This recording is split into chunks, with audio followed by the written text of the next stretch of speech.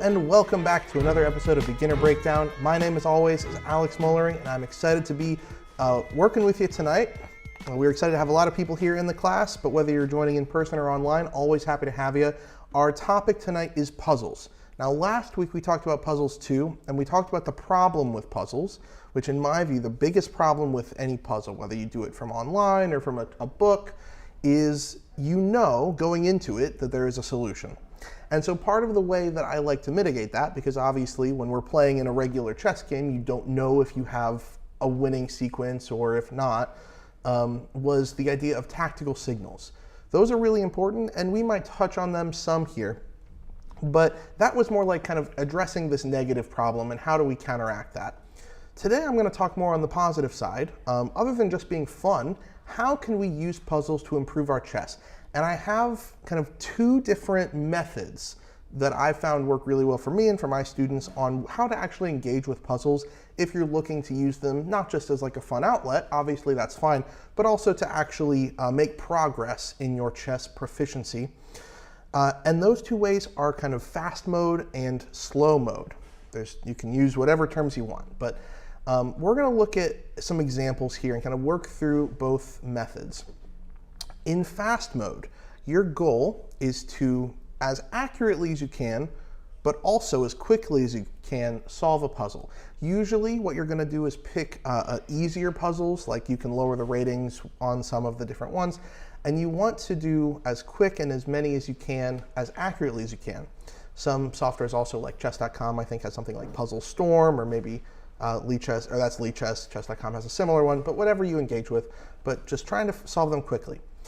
In slow mode, you want more difficult and complex problems that are going to take you a little longer to solve. And the idea for mixing it up is you're practicing different skills. When you're doing a puzzle very quickly, what you're looking for is building up pattern recognition by seeing the board and seeing a pattern that is familiar and how you can apply this specific position, an answer that you've used in the past.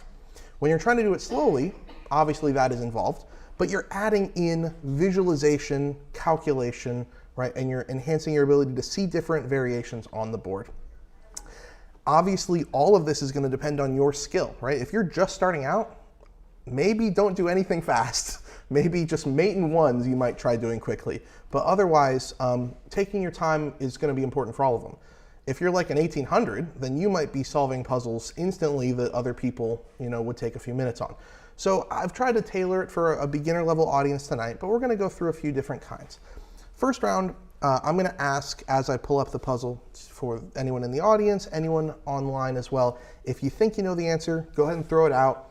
You want to be quick, but you want to be accurate, and let's see how we go. So here's our first example here. I'm going to hide this so it doesn't give away the answer to you all.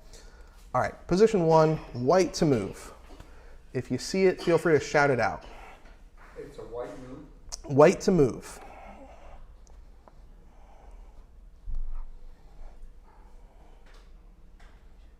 And you can raise your hand or just shout it out. Yeah. Bishop to bishop 4. Yeah, bishop to c4. Very, very good.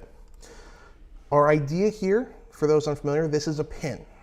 A pin is any time that we attack multiple pieces in a straight line, and the less important one is in front and can't move out of the way of the attack, or else the more important one behind gets hit. So if this type of puzzle is one that you would struggle with, then you would I would recommend you working on this more as a slow puzzle, right? Taking more time and trying to figure it out. But if you're familiar with pins, as you saw someone in our audience was today, it's not that hard to see, oh, I noticed the king and the queen are lined up. That's always an important signal. And so being able to launch a bishop over here where it's defended is going to win us some pieces. Now, again, someone who's looking at this trying to get more information, if you take your time with this, you notice there's a lot of important details, right? There's potentially a battery against our king. So if we moved our queen, it would be checkmate. And our queen's also not defended. So there's a lot of danger in this position. We're down a full piece. So if you don't find this tactic, you could be in trouble. And if you're not confident doing it quickly, you want to take some more time. Okay, here's our next one. Everybody ready? It is white to move. See if you can find the best move for white.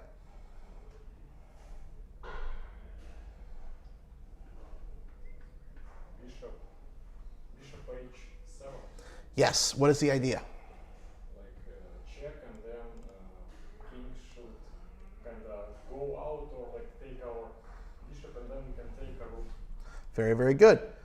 Bishop to h7, sacrificing the bishop for the pawn with the key idea that we are deflecting the king, right? It cannot stay on the square. It's either going to have to move to h8 or more likely take our bishop, but it is on either of those squares no longer able to perform the important function of defending the rook. So after the king moves, we can pick up the rook, and we have won a rook for a bishop and a pawn. I'm sorry, we've won a rook and a pawn for a bishop. So a really, really powerful technique. Again, if this is the kind of position that might take you a while, that's okay. You're free to sit with it. But when you're working on a fast puzzle, hopefully you have some of these tactical ideas in mind, and you can start to recognize, oh, I know it's a deflection. I see I have a forcing check, right? Forcing move, something you always want to look out in these highly sharp positions. And we can then lure the king away from where he needs to be. All right, let's do number 3 here. White to move. Accurate, but as fast as you think you can find it.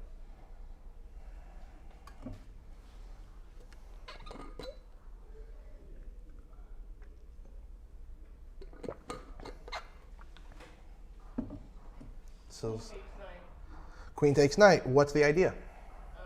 Removing the defender off from the bishop, so you can take the bishop and take the queen. Yeah, this is like a lot of different things happening. We are essentially removing 2 defenders of this bishop, and we notice that whenever we take this bishop with check, it's also going to hit this square. So we're both removing the defenders of the bishop, so again, maybe deflection or undermining, and we're also making a queen sacrifice to attract our opponent's queen here. A lot is going on, right? It's a complex position, and if you need to, right, you can always spend time to break it down.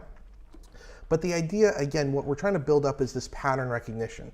You see a position like this, and if you're able to solve it quickly, you know that that pattern is pretty well ingrained in your mind, and you're looking at the key areas of the board.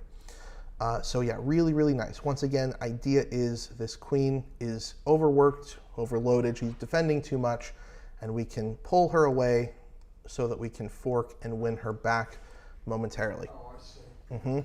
Yeah, we're going to pick the queen back up. I should have said that, but the queen is now forked, and we eventually net. We get both of these pieces, and we lose our queen, but we get their queen. So we basically get a knight and a bishop. So what is the advantage of removing both queens from the board? Well, intrinsically, removing 2 queens isn't actually going to change anything, but it does matter when one side is up material or has some other advantage. In this case, we go from a position where, you know, black is up 2 points, so we have a pawn for their bishop, into one where we are now ahead material. And so when you're ahead, you don't want your opponent to have strong pieces because it gives them greater chances at creating counterplay, right? The simpler a position is, the easier it is for the side with more material. All right, really good. We got 2 more examples of this fast version, and then we're going to slow it down a little bit. So if you're having trouble keeping up, don't worry. Here is our 4th fast puzzle. It is white to move. You want it to be accurate, but you want to see the pattern as quick as you can.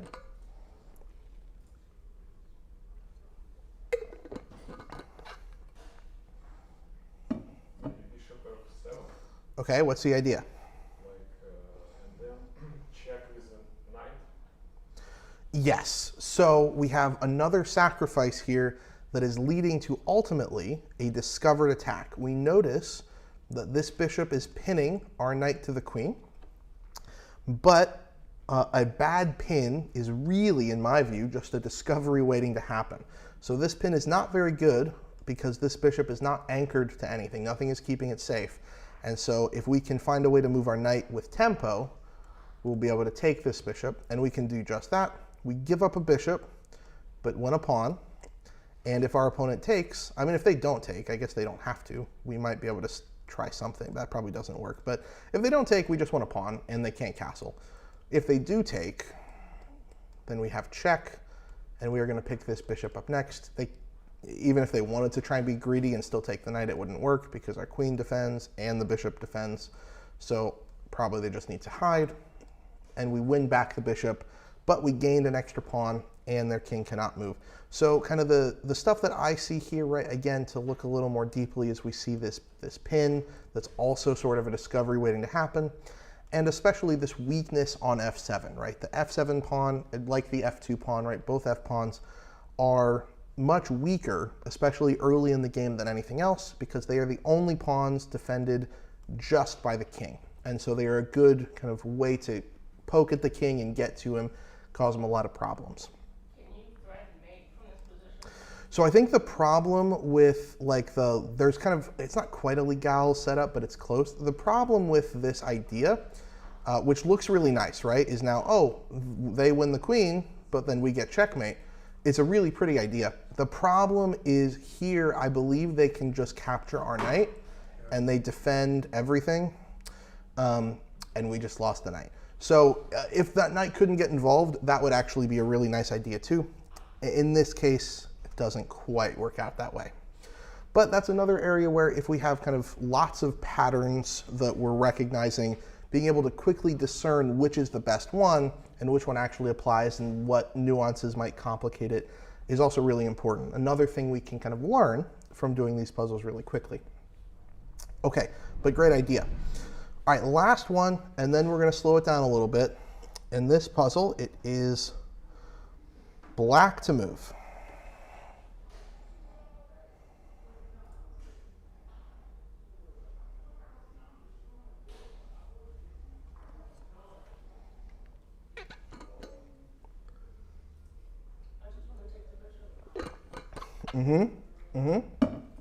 Why?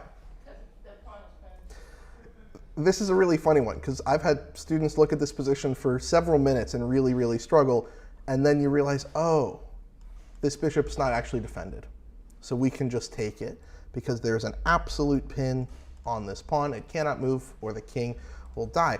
Again, something that if you're not aware of the different tactical motifs, like pins and forks and skewers, building those up slowly but surely, right, with longer form puzzles is going to help you. But once you have those in mind, you want to be able to try and apply it really quick, because that way, the benefit to this is a fewfold. One, if you play games that with quick times, like Blitz or Bullet or Rapid even, being able to find the right pattern very quickly is obviously very useful. Chess is a game where time matters quite frequently. So being able to use your time efficiently and sort through the right patterns is obviously very helpful. Also, it demonstrates mastery, right? The more you're able to solve puzzles at a higher and higher rating level or more complexity, the more you can show to yourself where you're learning and what you're still struggling with. So yeah, really, really, that would be my recommendation for how to use puzzles quickly, which I think is kind of the default for a lot of people.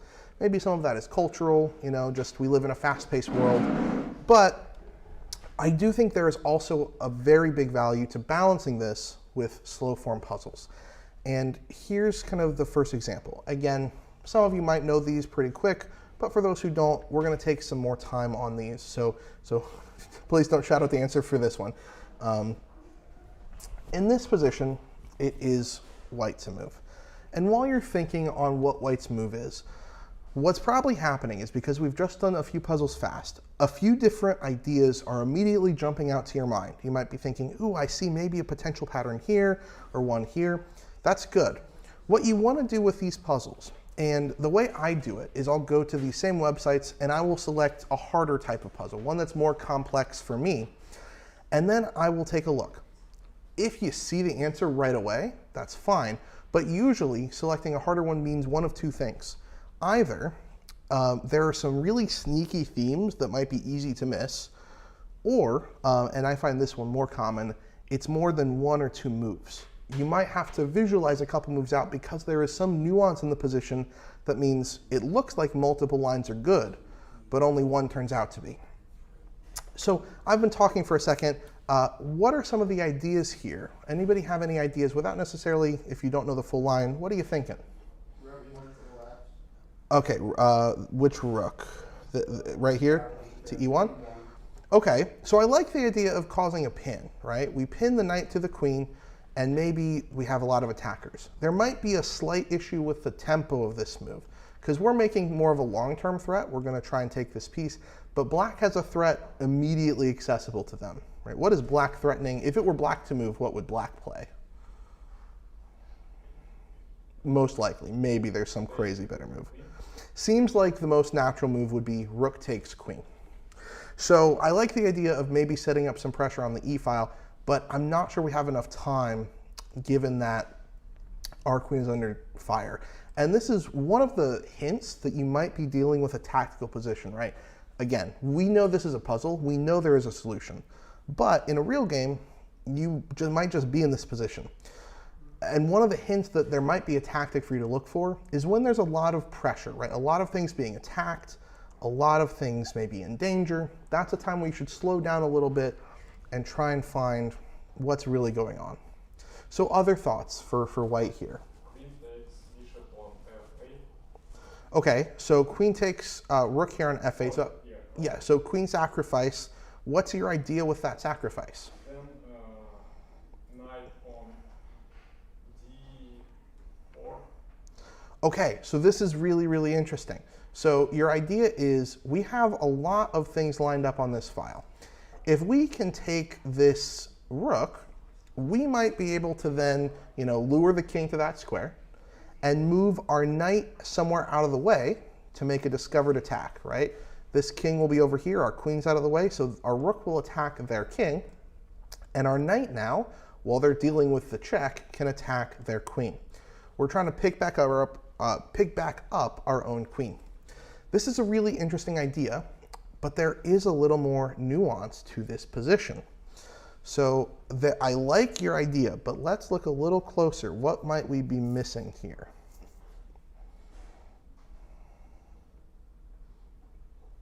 And this is where we really want to put on our visualization caps. So I would go through that whole variation.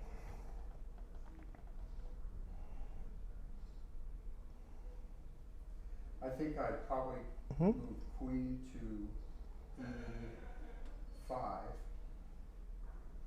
No, not e5, I'm sorry. You're good. No, yeah, queen e5. Okay. He's protected by the knight at Yes. e3. And then see how courageous they are. Well, that's not a bad idea. Sometimes when you're not sure the best move, in this case, our queen's defended. We could take back. We could get into some big trade.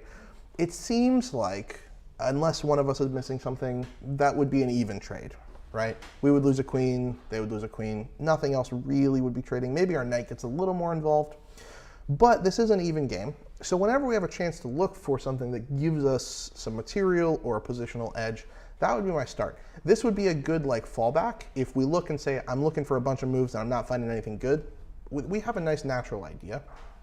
So probably we can, in the previous kind of Yeah. right? We can protect us by the queen, right? We can, sorry?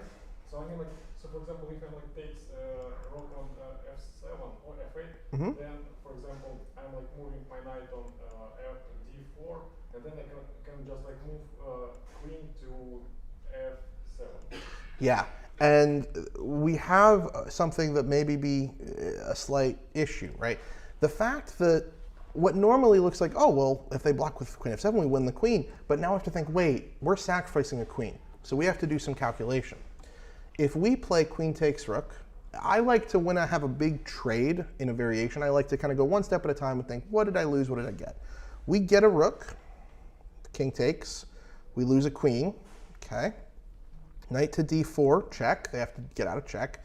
If they block with queen to f7, we can take it with our rook, so we get the queen back, queen for queen, we still are up a rook, but we just took it with a rook, so they take back, okay, our knight's hanging and we probably have to move it somewhere.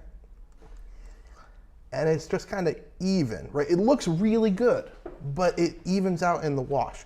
So we have some patterns here, right, we're seeing. Is there any way we can improve on this idea? If not, we might have to look for a new one. But I don't want to give up so easily. I like to stick with one forcing variation until I think I've exhausted it.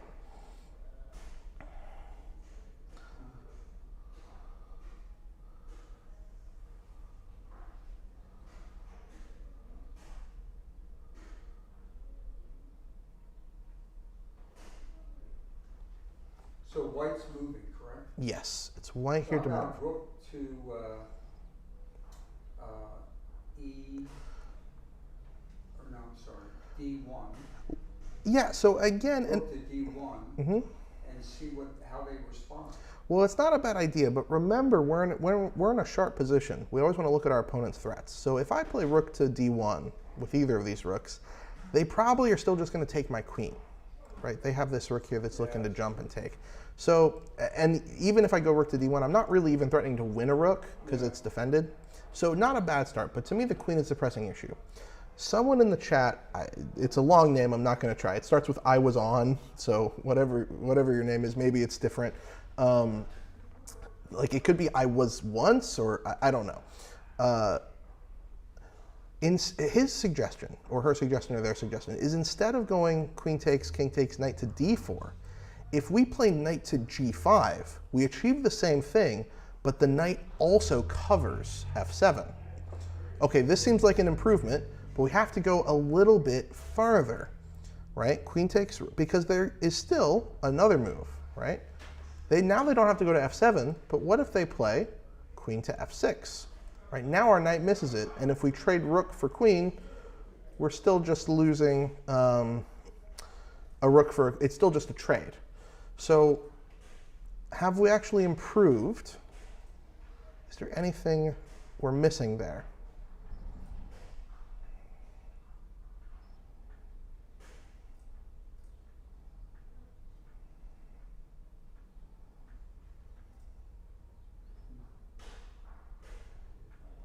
Again, this is a more complicated position. There's a lot of subtleties, but this nuance is really important to press our visualization.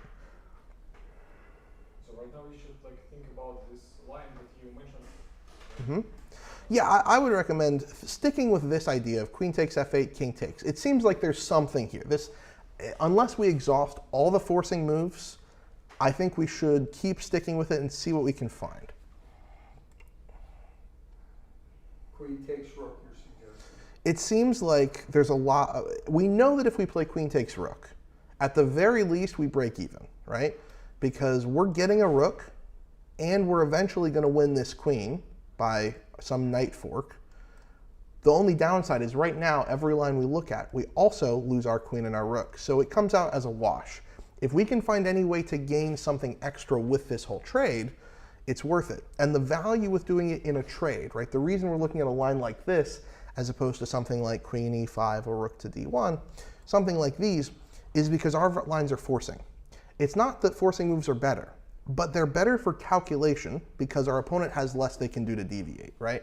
If we played rook to d1, they could take our queen, but even if that wasn't an option, we would still have to think, okay, what if they trade? What if they don't? What if they move their knight? What if they move their queen? We just have to calculate a lot more. If we think, I'm going to play queen takes f8, there are two moves we have to think about. King takes and king runs away. And if the king runs away, we just want a rook. So we really only have to think about king takes. So that's the value of a forcing move here. So I like to exhaust the forcing moves in a variation that I think might have something. If I go through all of them and say, okay, I don't have anything here, that's when I start to move on. Obviously, if you have time pressure or something, you have to make different decisions. But with the luxury of time, and my advice is to treat this like you're in the middle of an intense classical game. You've been playing for half an hour, but you have an hour on the clock or something like that. And if you find the right move here, it could be the difference between winning and losing. You have time. How do we use it? Let's start with the same idea, like we are taking the rook on f8, and then we move our knight to g5. Okay. And then so for example, if queen is going to this position, we can take a knight. Okay, really nice. And this is kind of the final key to the puzzle, right?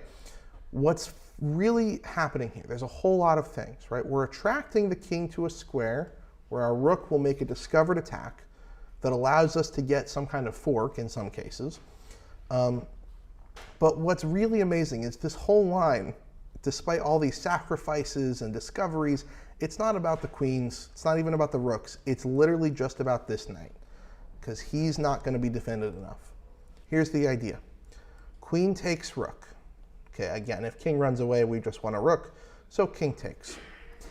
If we play knight to d4, then the queen blocks on f7, and it's a wash. We trade queen and rook for queen and rook.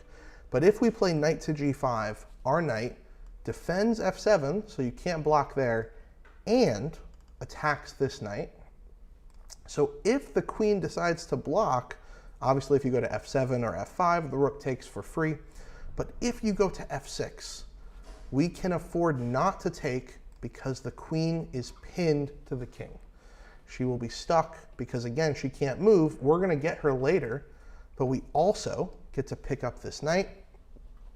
And when we do so, we actually land with a fork. We're also going to be picking up potentially another piece. Now, probably not, because they'll recognize they're going to lose something and force this trade now to then save the rook. But even if they do that, we still have a rook versus a rook, and we have this extra knight versus some pawns. And it's up a piece. I've had a lot of students who tried, this is especially true with younger kids, because they, just want to find the right answer. They get a little frustrated sometimes with being patient.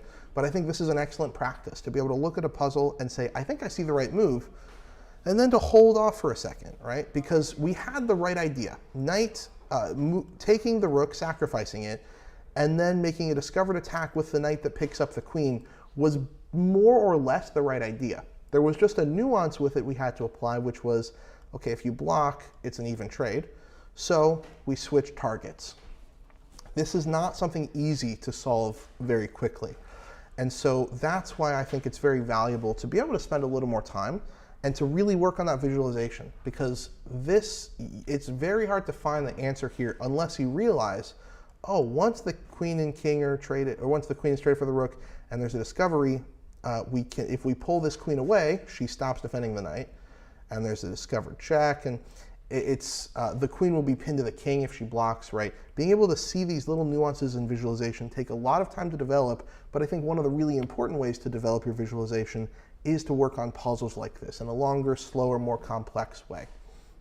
Okay, enough on this example. Let's jump to number 2. Again, it is more complex than it seems. If you think you see it right away, then power to you. But take a closer look and make sure you're not missing anything. White to move and find the best move. Rook to b7. Okay, so I will agree with you. Rook to b7 is very, very much the most natural looking move. Right, we have a bishop that's beautifully lined up on the long diagonal with our opponent's king. And our rook here on the 7th rank, there's just a huge target. So rook takes b7, we take check, and that's a good start. From that position, black only has one legal move. Our rook is defended. The king cannot go to the c-file because of our other rook. So after rook takes pawn, the king has to go to a8. But the question is, now what? Rook to e7. Okay, rook to e7, what's your idea? Then we have like the black king has a check, right? Because of the bishop. Mm-hmm. And because of that we can take a rook after. Okay, so this is a really good idea. We want to move our rook to get some discovered attack, right? Because our bishop will call check, and we're going to be able to, similarly to last time, right? When our knight moved, the rook called check against the king in the last example. Our knight was free to kind of attack whatever it wanted because they had to save the king. In this example, we're looking to do the same thing. We're going to move the rook, and the bishop gets alive. Now here's a question for you.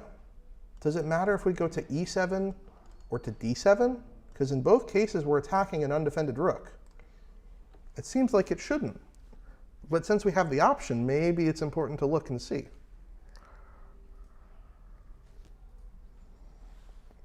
Black bishop can go to d5, right? So this is one important thing, right? We're paying a lot of attention to the rook, but we have to think, what do they do to get out of the check? Obviously, if they move their king in either case, we can just take whatever rook we want. But we have this important move, bishop to d5 to block. Okay, how does that change things? And if our rook on d7, then probably we can give a check with the bishop. Give a check. Oh, it's bishop takes? Yeah. Okay. Next, it's kind of tricky. Sure. So that seems pretty interesting. There is another move we have to consider that someone in the chat has suggested. Zobayan or Bayan, I'm not sure how to say your name, but notes that we also have to look, this rook is attacking this bishop. So now we also have to think, wait a minute, when we move our rook for a discovered check, what if they take our bishop? How does that mess stuff up? And it starts to get a little more complicated than we were prepared for. So having all of that in mind, let's take another look and see if we can figure this thing out. Similarly to the last time, we found a move fairly quickly that we thought, okay, our starting move looks pretty solid, right? Last time we said, probably we have to take this rook because we have a lot of good options after that. In this case, notice that we have not really suggested anything besides rook takes pawn because it just looks that good. It's very hard to say that's the wrong move. But we have to be really precise. So rook takes pawn, and it's a forcing move too, so I would recommend exploring it until we exhaust it. King to a8.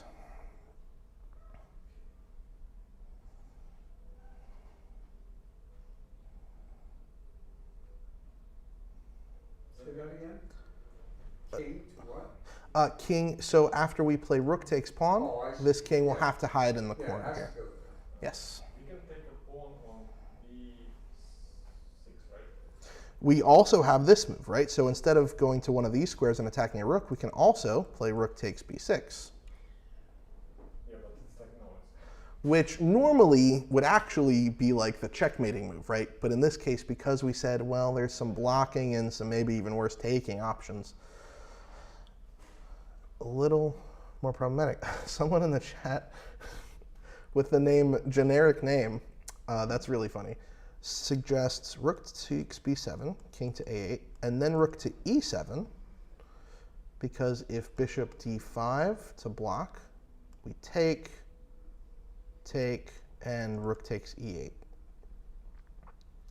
Okay, so yeah, their suggestion is we go through this line and go back to e7, because they don't think blocking works, right? If bishop blocks, then we can take with check, and we still get to take this rook in the end.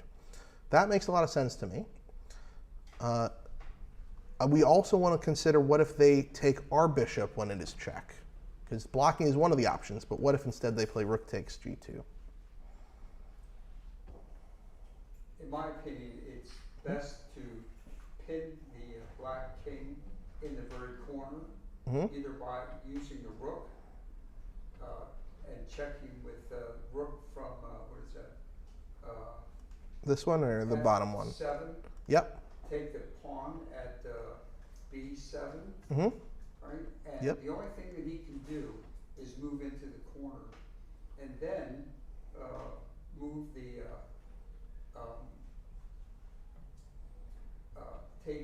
move the rook out of the way and check him again with the bishop at g2. See what I mean? Yes, yes. So yeah, you're basically, I just want to pin the king in the corner. yeah, we're going to lock the king in the corner. So it looks like we've basically resolved the major difficulties here. Let's take a look and see what's actually going on. So this is pretty naturally our starting move, right? Rook takes here, and the king steps over.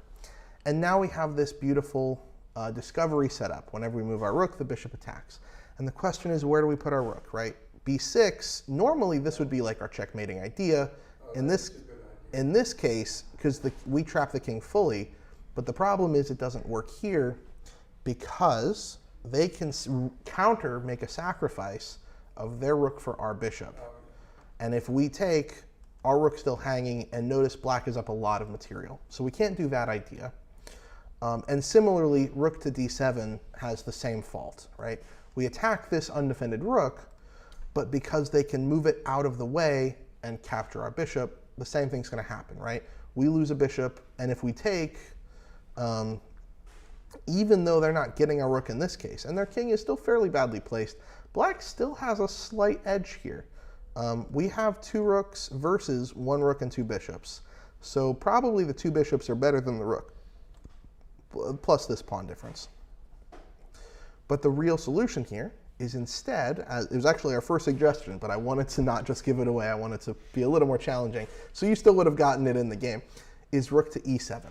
Because here, the problem black faces is if they take our bishop to get out of the check, right? Again, if they don't, we just take and we're happy. But if they play this tricky move, then we don't have to take their rook first, we take theirs with check.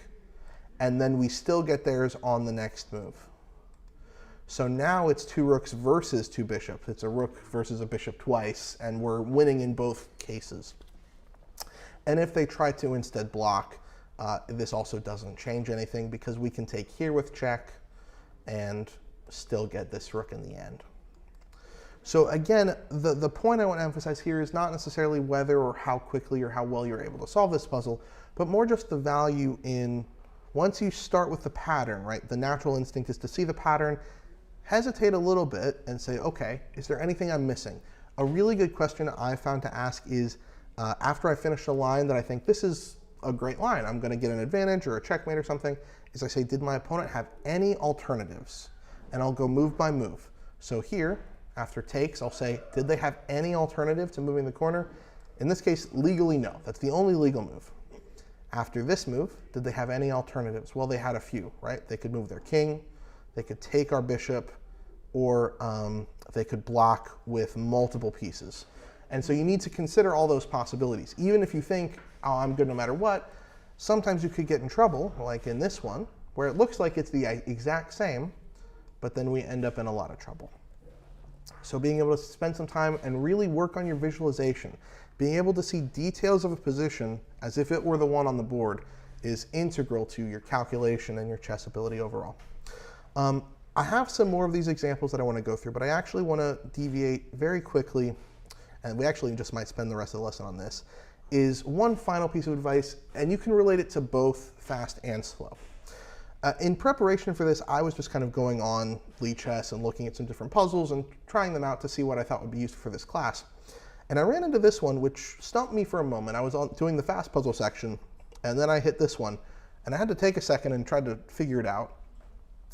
And if we want to try and solve this one, I think it'd be helpful. And then I want to show you, okay, what did I do once I realized, oh, maybe this was a problem area for me? So in this case, it's black to move. And the initial stuff I noticed was material is dead even. It's a little imbalanced because we have a knight for a bishop and white has a bishop pair, but material is technically even. And there's a lot of threats, right? If this pawn is already a little close to the edge, and if it ever is able to move, there's a discovered check. This rook is invading on the 7th. Our rook and our queen are skewered. Seems like we have a lot of problems here. And I was trying to figure out what to do. And once again, generic name in the chat has the idea is looking at this position, they realized this king, despite all of the problems we have, is actually not very safe. And we actually have some pieces we can use our bishop and our queen together if we have enough time. How do we get that time? With a forcing move. In this case, the move is rook takes g2. The idea is once we take this pawn, the king has a few options, right? If the king just moves, well, the king has only 2 legal moves, right? Because our queen and then the rook on this square will defend all of these squares. So either the king takes the rook, most likely, or the king hides in the corner.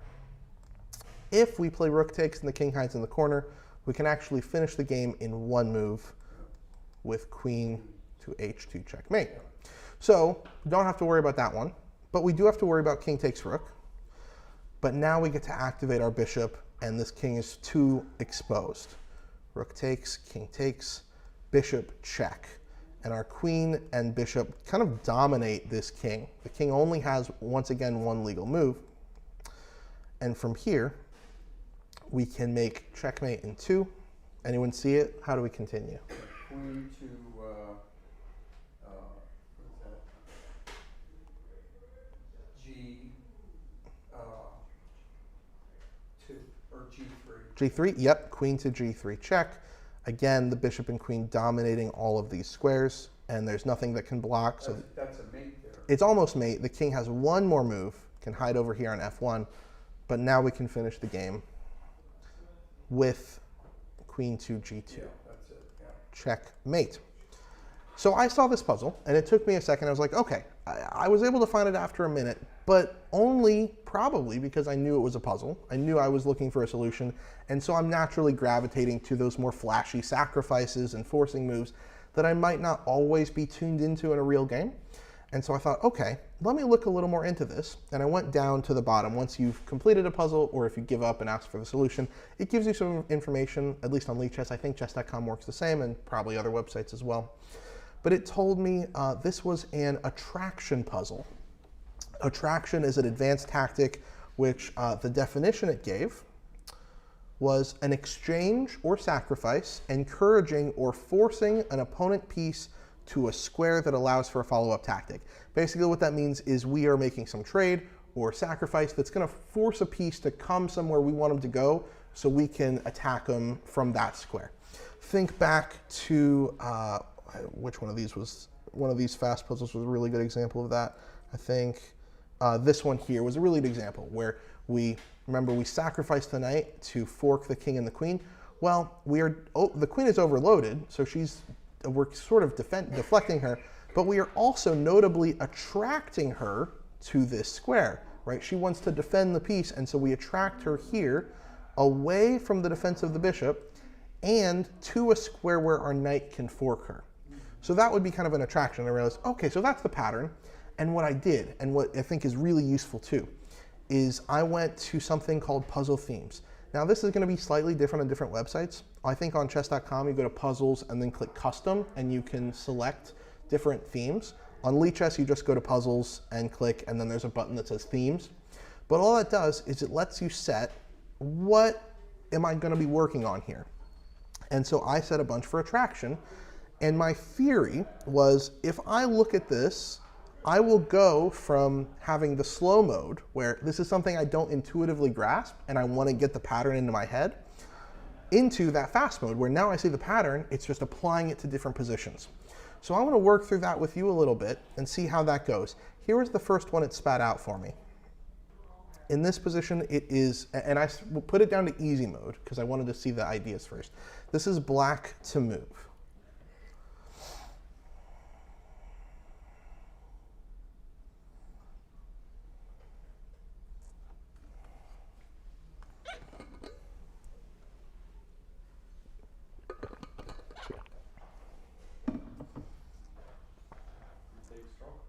I think I'd move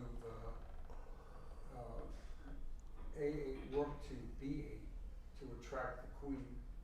So this is an interesting idea. So not a bad idea to try to attack the queen. I don't know that we would really be attracting her because she knows that this rook is defended. Yeah, or just move her. 'Cause she's We can try and force her to move. There is a danger. Again, whenever you're thinking of making a threat, you want to see what your opponent's threats are. And I noticed that white has some nasty doubled rooks here that are kind of eyeing down my d8 rook. So if we were to play something like rook to b8, we actually might be in a little trouble because they can take our rook. And now they're actually attracting us away. Exactly. And it's going to be a checkmate. So not a bad idea, but we do need to notice there is this threat. So if our move is not very forcing, right, at least not as forcing as rook takes d8 check, we might be in a little bit of trouble. The other idea I heard was to take their rook. So yeah, forcing moves are always a good idea. Checks and captures would qualify here. So what's the follow-up to rook takes rook? They have to take back, presumably. We can make a check with the queen Where? on E1. Yes.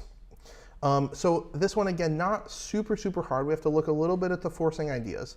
But first, we take their rook, and we are luring this rook to this square where we can get a fork.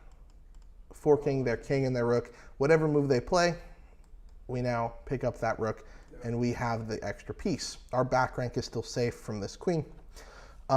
So I thought, okay, so I'm learning a little bit. The first thing is I want to look for potentially a capture, right? The first one was a check, right? I had a sacrifice that was a check.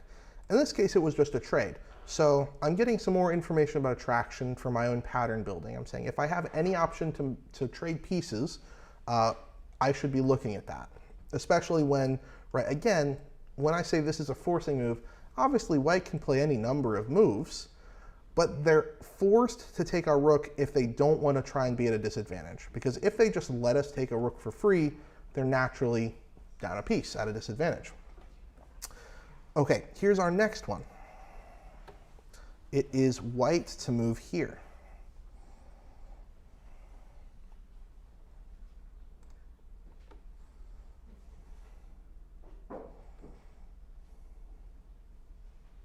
Queen to f8, Okay, queen to f8. King has to take, only legal move. and then rook to d8, And then the bishop will have to block. yeah, and then rook to e8. And either one, it doesn't actually matter which one you take with. But yes, really nice. And this is a very nice one because every move is perfectly forcing. Black actually has no alternatives, either one. But this is the kind of position where I am not probably in a real game looking to make a sacrifice. But knowing my tactical signals and knowing I can lure this king to a bad square, I have a lot of control of these files, means that after we sack the queen for the rook, check. And the king is getting back ranked because after the bishop blocks, you can take with either rook and it is checkmate either way. The king has no escape and our rooks defend each other. So I've seen now two examples where an attraction led to a checkmate, right? Looking at what pieces are near the king, because the king is an excellent tool to try and lure out, right? He likes to stay hidden away from attacks. So the second example involved the king. It wasn't about a checkmate, but it involved the king being weak to a check and allowing me to fork. But now I've seen a few examples where I can also get a checkmate. So all of this is just slowly building up my recognition. Let's do another one or two. I will give one, this is kind of a funny aside, but this was the third example it spit at me when I was looking for attraction. I'm not actually sure this is attraction. So while you're thinking about this, one of the downsides is the algorithms or whatever systems they have set up to identify the themes aren't always perfect. So you have to, be a little bit generous with them, and sometimes you might not get the perfect pattern building theme. Anyone see the idea we should do for this one? Who's moving? It is white to move, I should have said.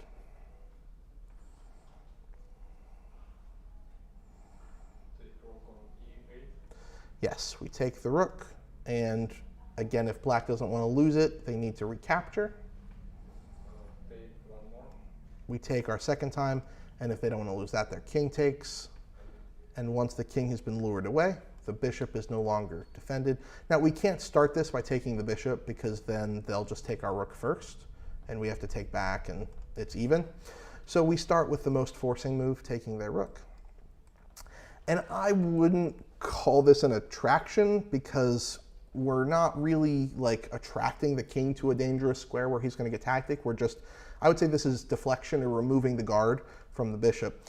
So not a perfect example, but the next ones it gave were attraction. So I think I did like 9 or 10 of these. You're And losing a lot in that particular move sequence, not to gain much in terms of strategic advantage, in my opinion. But Possibly. you don't have much left after that. that's true, but consider what we have versus what black has, right? So we're going to get a rook. They're going to get our rook. We're going to get their rook. They're going to get our rook. We're going to get this bishop, but we're still going to have a knight. So black is only left with pawns, and we're left with pawns and our piece. So our knight is going to be able to jump around this board and kind of dominate these pawns, Yeah, and they're going to be in a lot of trouble. I got it. Okay. So yeah, normally when you can simplify our position, even if we don't have a lot of firepower left, if we have more than our opponent, then they're doing even worse than us. So yeah, again, this one, not a perfect example of attraction, but most of them were. So let's go back to a few more of those attraction examples, just 2 or 3 more, and then I'll kind of give some closing remarks.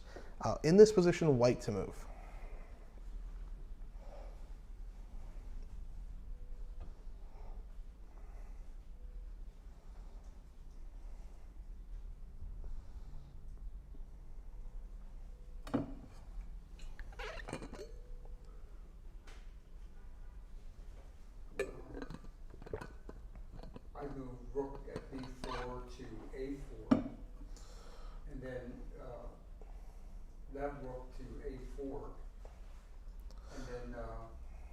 let them make the next move, and then I would attack the pawn at a7.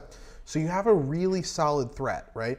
The threat here on a7, once the rook is attacking it and the queen together, you have a checkmate threat. So I really like the idea here. The only downside is, unless I don't have a better option, I don't like giving my opponents the chance to find a defensive move. So in this case, if we play rook to a4, maybe they just push the pawn to a6, and now I don't really want to sacrifice it.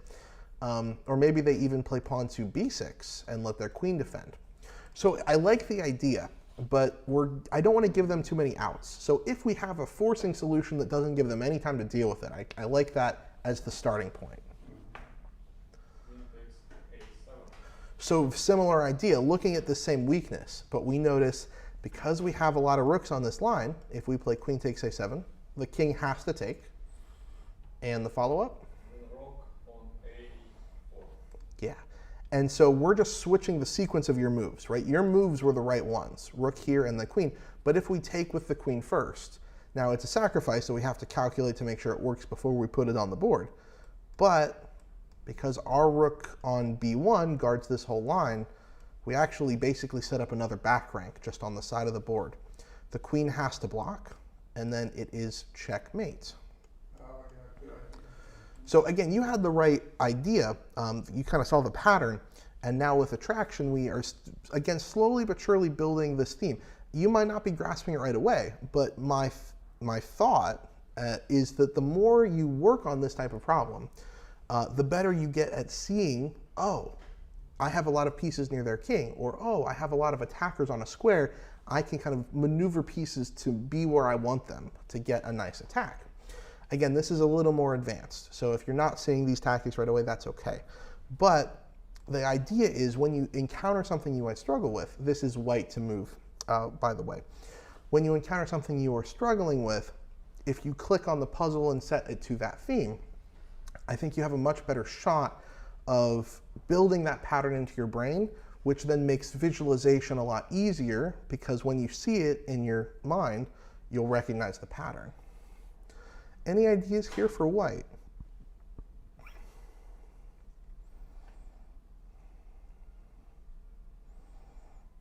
For white, you said? Yes, it's white to move here. Well, yeah. Queen to h3. Queen to h3. Oh, no, that doesn't work. It's not a bad idea. You're putting a lot of pressure on the h file, but you already have a good amount with the rook, right? And the queen's kind of helpful by guarding some of these squares. So what ways can we maybe attract a piece to a square it doesn't want to be on? We want to kind of lure something out.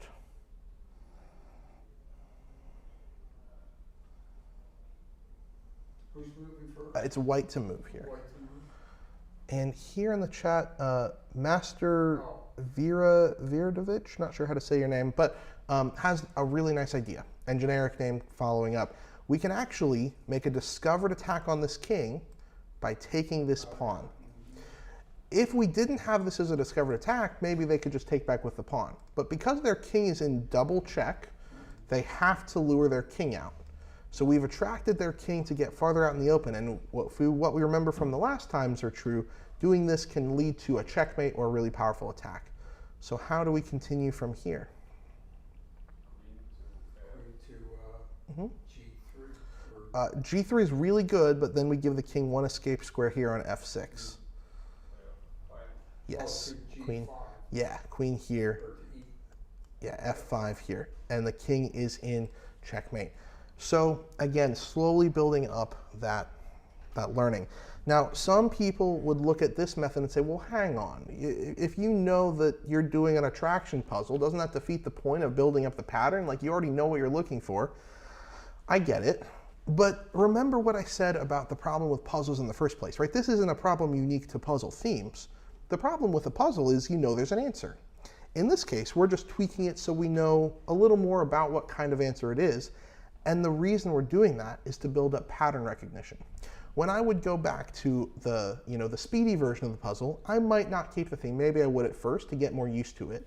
But I would recommend most of the time when you're then doing puzzles, you can switch back and forth between knowing what you're looking for and just having it be a random sequence of puzzles, like normally how it would be, because then you can start to, again, repeat the process. You figure out which ones am I getting really quick, which ones am I struggling with, and you target more of your time at the ones you're having more trouble with, because it's going to help you build the pattern, and the cycle repeats.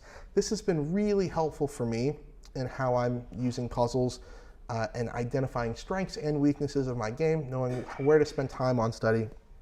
And so I wanted to pass it on to you.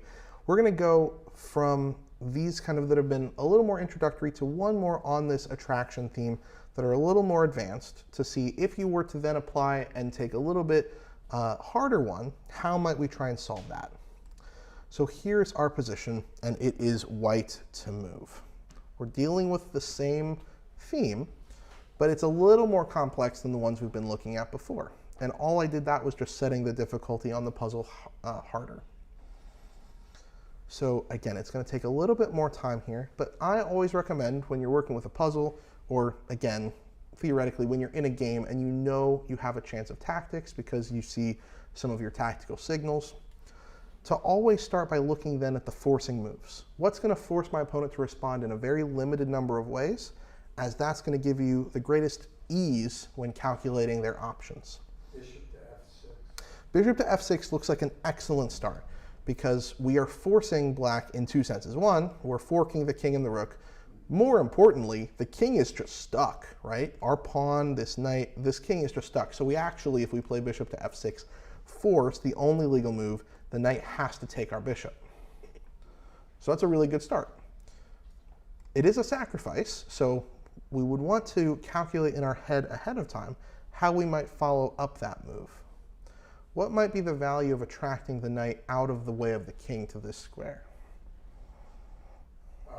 Queen to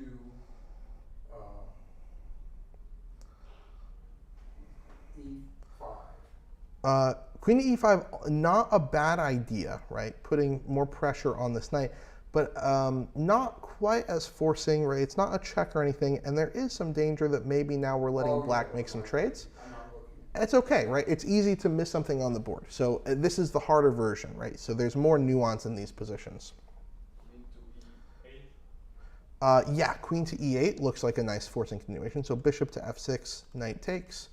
Queen to e8. Now this is another sacrifice, right? Because the knight's now defending that square, so knight takes e8.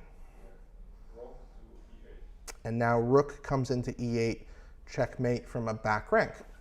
So remember, Oh, check. That's great. because the pawn covers this square. So we do need to do our homework, right? This is a harder puzzle. We need to make sure black had no option to deviate. So bishop to f6, knight has to take. The king has no legal moves. There's nothing else, so you have to take. Queen to e8 check.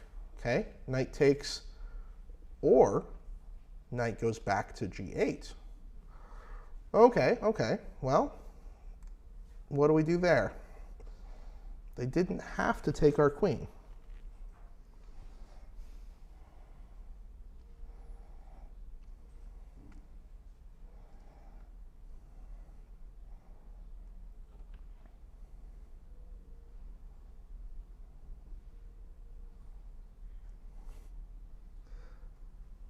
Yeah, Archfey Sal, if that's your name, has found the really beautiful idea. This position is actually not one queen sack. We sack our bishop, we sack our queen, and they don't take it. So we sack our queen again with another attraction. Remember, attraction, we lure our opponent to a square they don't want to be on. If we sack the knight, we lure the king right here with no guards, ready to be back rank checkmated. Yep. No matter what they do, it's mate by force in this really beautiful position. So to conclude, I really hope this has been helpful with how you use puzzles, how you engage with them in your chess practice, whether you're doing it fast to build up pattern recognition and see how quickly you can apply your knowledge to a given position, versus doing it a little slower, taking in the nuances of the position, especially if they're harder ones, and trying to build up your visualization to just aid generally in your calculation abilities. And then also mixing and matching, sometimes putting on a specific theme when you notice an area or a type of tactic you struggle with, versus not needing to do it in some cases because, one, you want to get a nice smattering of different things so you get more exposure and are more prepared for whatever situation comes up on the board, but also to identify those weak areas so that you can then go to theme and go back and forth and cycle out. That is all the time we have for tonight. Thank you for coming to Beginner Breakdown. Please stick around because right after this, our Grandmaster JJ will be here, and we're excited for him to be teaching. I don't know what you prefer to go by on stream. But yeah, he'll be teaching Grandmaster's Choice, so please stay tuned. Thanks, everybody.